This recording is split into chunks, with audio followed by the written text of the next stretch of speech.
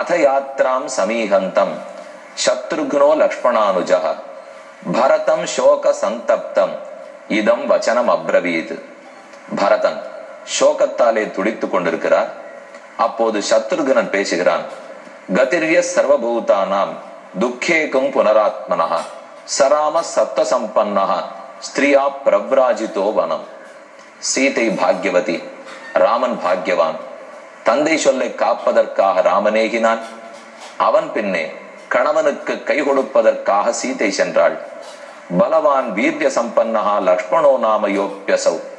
அதே போல் அண்ணனுக்கு பணிவிடை புரிவதற்காக லக்ஷ்மணன் நடந்தான். இந்த மூவரும் நற்பெயர் எடுத்துக் கொண்டார்கள். ஆனால் நாம் தான் இழந்து போனோம். இப்படி இவர்கள் அழுது கொண்டிருக்கும் போது ஓர் புறத்தின் பெரிய வாசலில் நிறைய ஆபரணங்களை அணிந்து கொண்டு குப்ஜா திருவர்கரா கூனி நின்று கொண்டிருந்தாள். லிப்தா சந்தன சாரேன ராஜவஸ்திராணி பிப்ரதி.